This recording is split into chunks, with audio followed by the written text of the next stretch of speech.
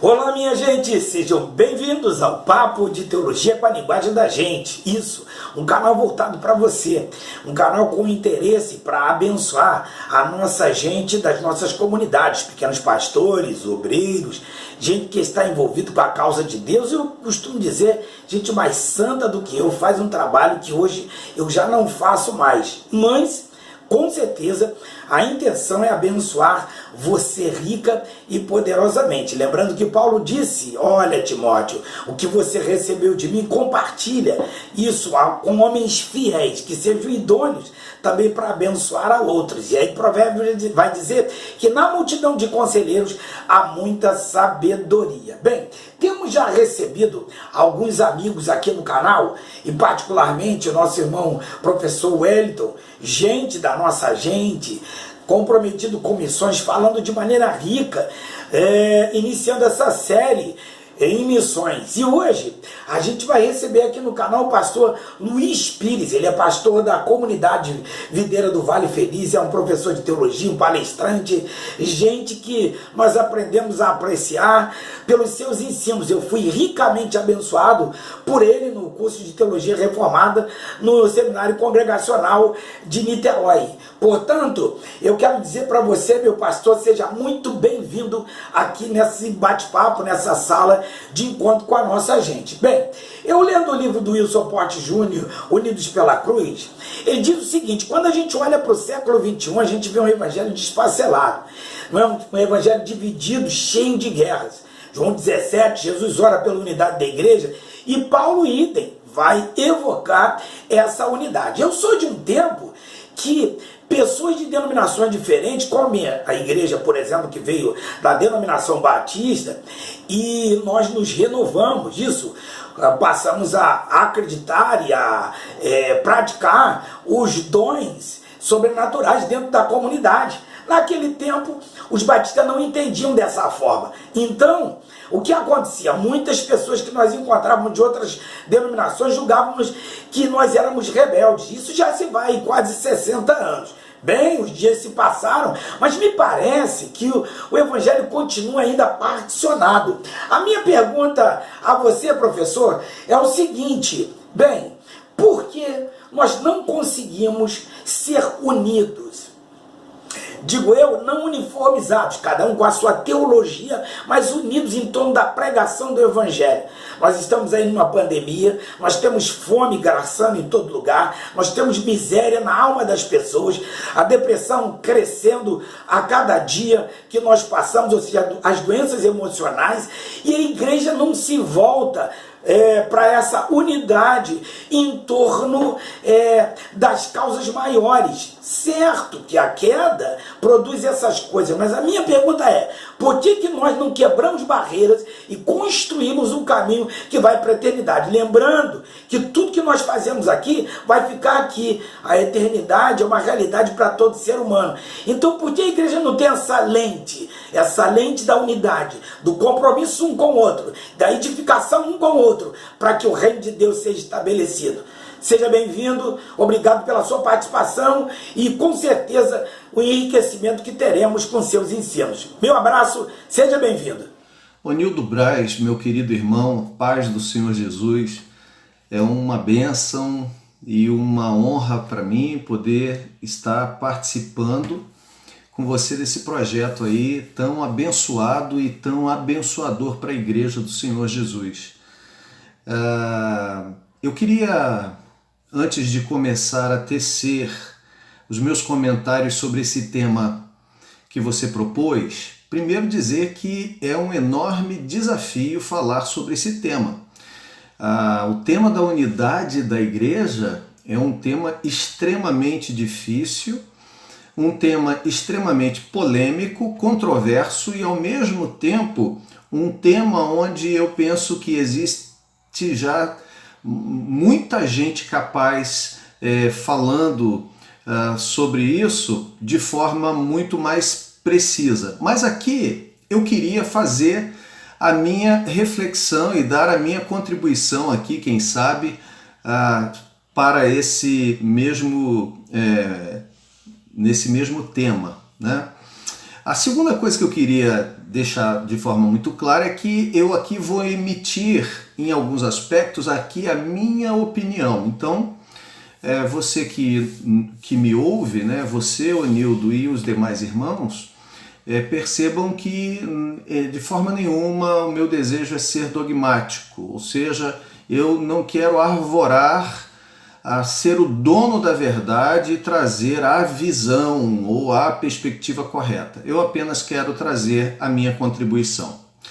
Bem, sobre o tema que você propôs, cuja pergunta, em suma, fala dos desafios que nós temos no exercício dessa unidade proposta por Jesus, segundo a oração sacerdotal realizada em João capítulo 17, eu queria pensar com você algumas questões aqui, né?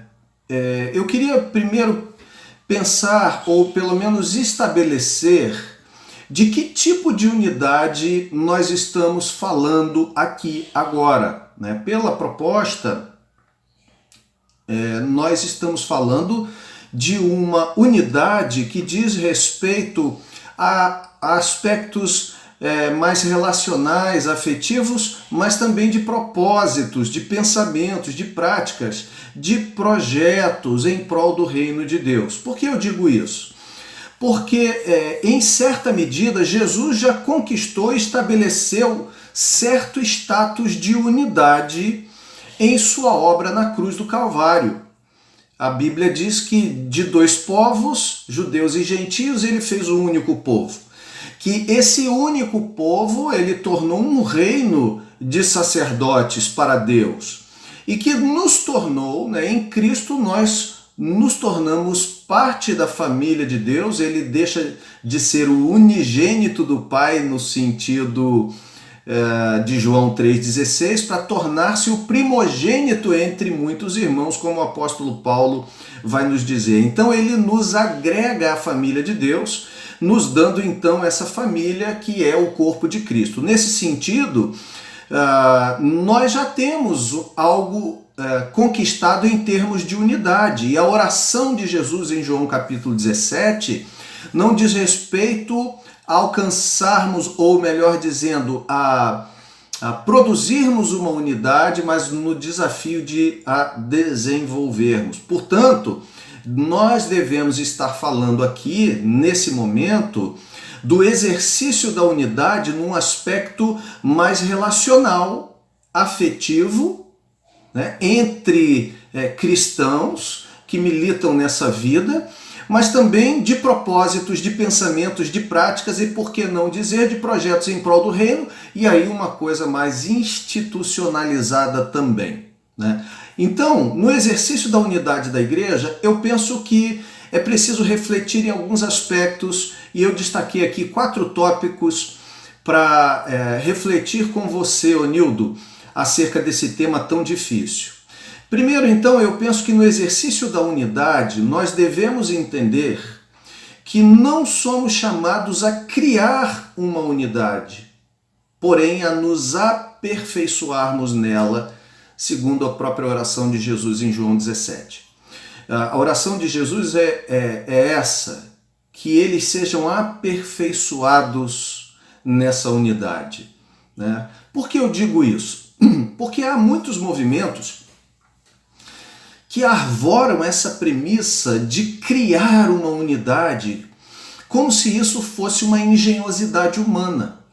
Como se o homem por si só, ainda que regenerado pelo Espírito, fosse capaz de desenvolver pelas suas técnicas, pelos métodos, pela disciplina pessoal, uma espécie de unidade e desenvolver por si só a virtude capaz de fazer com que cristãos se unam em torno dos mesmos gostos, dos mesmos pensamentos, dos mesmos propósitos, apenas pelo próprio planejamento pessoal.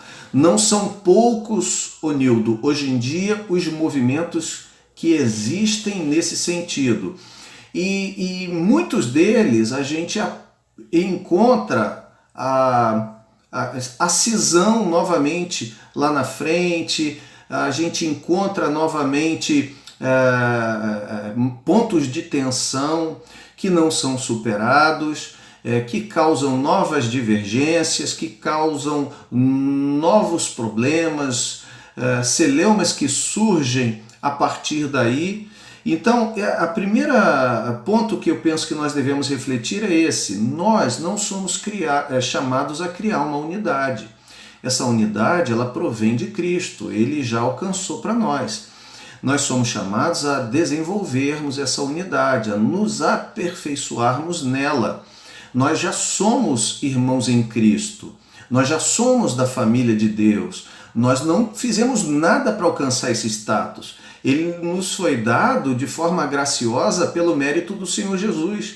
Foi Ele quem conquistou para Deus homens de todas as raças, povos, tribos, línguas e nações, e fez de todos esses um único povo, uma única família, um único corpo para o Pai.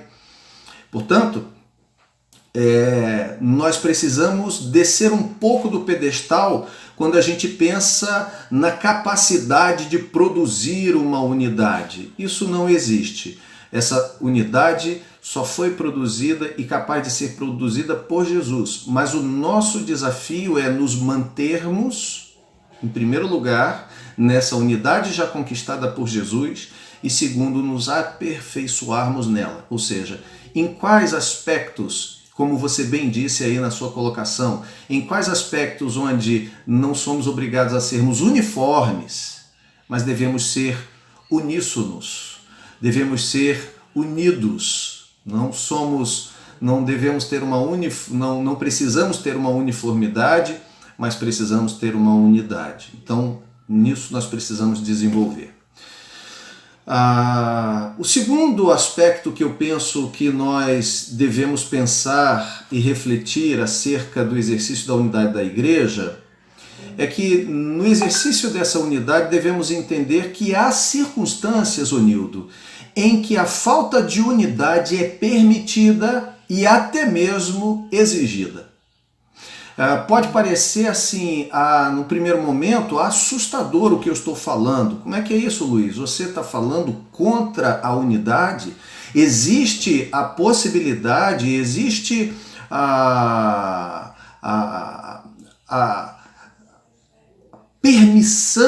permissividade de Deus com relação à cisão, inclusive? Bom, eu diria que sim, Onildo. Por quê?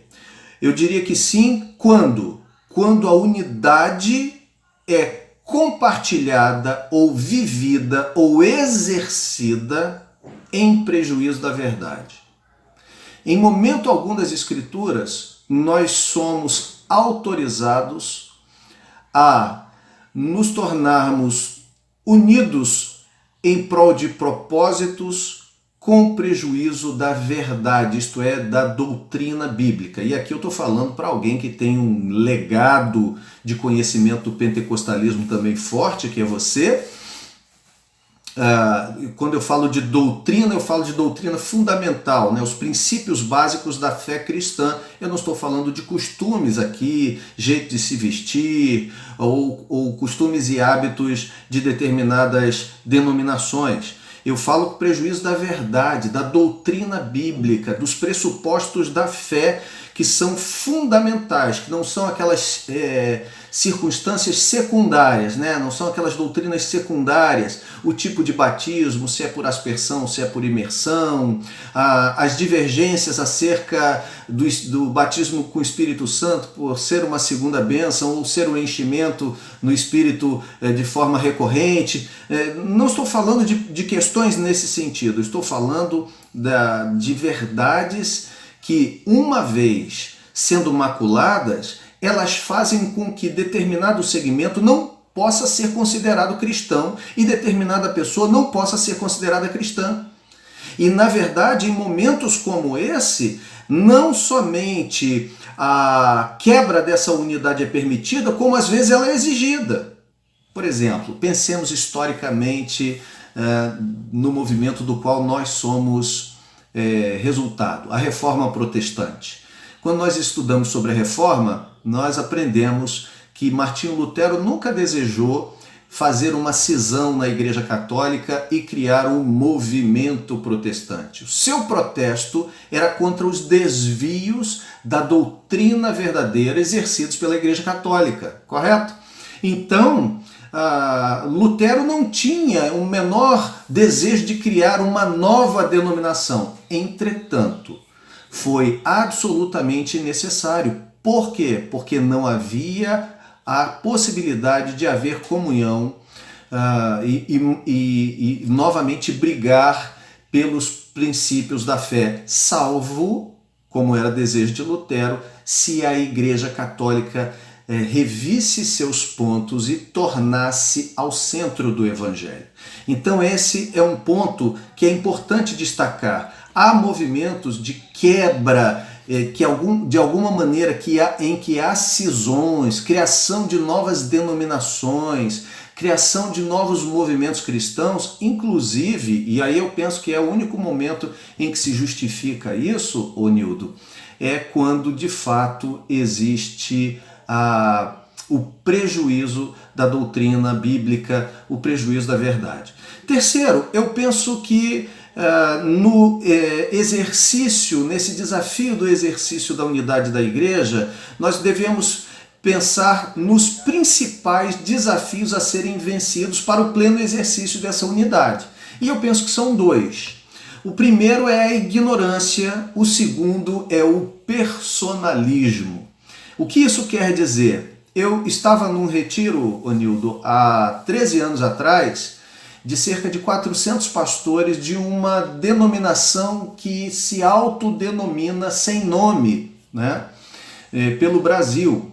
E apesar desses irmãos buscarem uma pureza no que diz respeito à questão da unidade, havia cisão também entre eles. E nesse retiro houve uma espécie de reconciliação e uma ceia maravilhosa. Terminamos aquele retiro, eu não fazia parte daquele grupo, mas caí lá de paraquedas, e um pastor que ministrava a ceia, ele disse que nós fazemos a Cristo aquilo que os romanos não fizeram, que foi quebrar os seus ossos.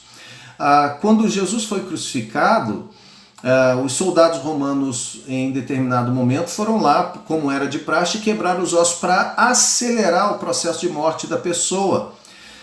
Mas chegando lá, Jesus já estava morto e nenhum de seus ossos foi quebrado, segundo o cumprindo-se então naquele momento ali as escrituras, né? O que havia sido dito no Antigo Testamento.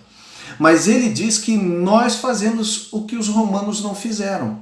Nós esfacelamos o corpo de Cristo quando, por ignorância, ou seja, ou não discernindo o corpo, ou por personalismo, ou seja, nós não queremos dar o nosso braço a torcer, nós não queremos compartilhar do mesmo ambiente com algumas pessoas, nós não queremos sofrer a possibilidade do prejuízo diante dos rebanhos.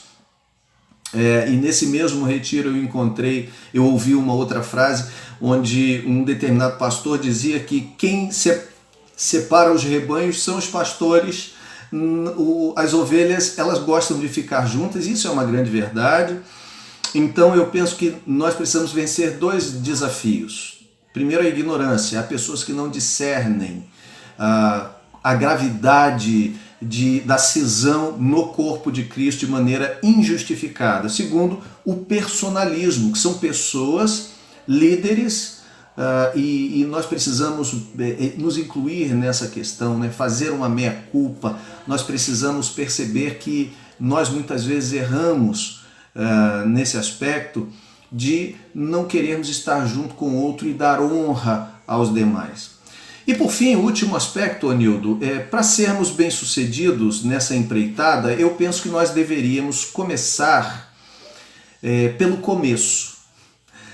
Não são poucas as vezes que não foram poucas as vezes que eu participei de movimentos de retomada, de alianças e tudo mais.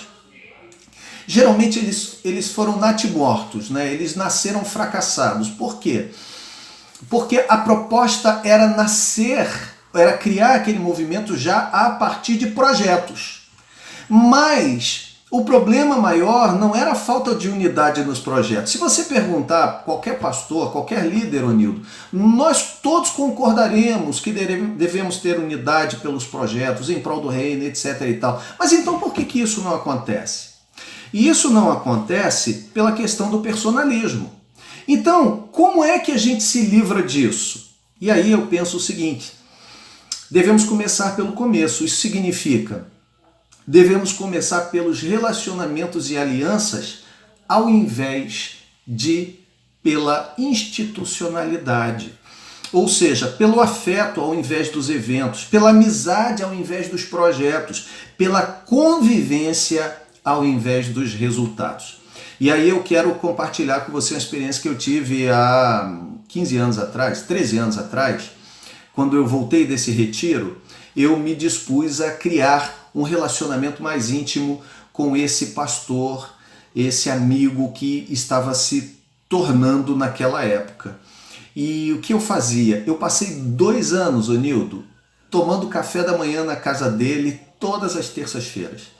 Ele é um homem já que deve ter uns 80 anos de idade, um homem de uma sabedoria enorme, e íamos eu e outro pastor da igreja, e ele e um outro pastor da igreja dele, cada um levava uma coisa, nós tomávamos café da manhã toda terça-feira às 8 horas da manhã na casa dele, ficávamos lá até por volta de meio-dia e depois íamos embora. Conversávamos sobre tudo, falávamos sobre teologia, falávamos sobre Bíblia, sobre escatologia, as perspectivas do milênio, jogávamos conversa fora, ríamos pra caramba, e aquilo fez com que uma amizade surgisse e amalgamasse o nosso relacionamento.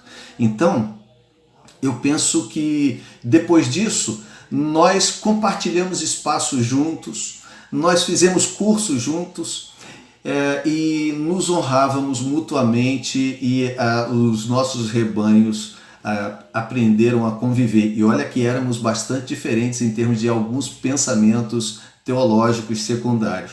Mas o ponto que eu quero destacar aqui é que a gente precisa, eu penso que para a gente vencer isso, a gente precisa primeiro disso, do afeto. No momento em que eu gosto de você, que eu aprendo a conviver com você, que eu conheço você, que eu entendo suas fraquezas, suas virtudes e vejo em você alguém que foi alcançado pela graça de Deus, chamado para compartilhar desse caminho, e alguém que eu me sinto confortável também para abrir o meu coração, eu não terei muita dificuldade em compartilhar projetos, obras, ações e todo tipo de movimento institucional. Então, por isso eu digo começar do começo. E é isso. Esses são os pontos que eu queria apenas refletir, né? Quem sabe contribuir para essa discussão tão grande que é sobre a unidade da igreja. Deus abençoe você. Muito obrigado, Onildo, mais uma vez. Que o Senhor Jesus seja sobre nós e nos dê essa capacidade, nos auxilie nesse projeto e nesse desafio de desenvolvermos a nossa unidade em redor dele e dos projetos do reino. Em nome de Jesus.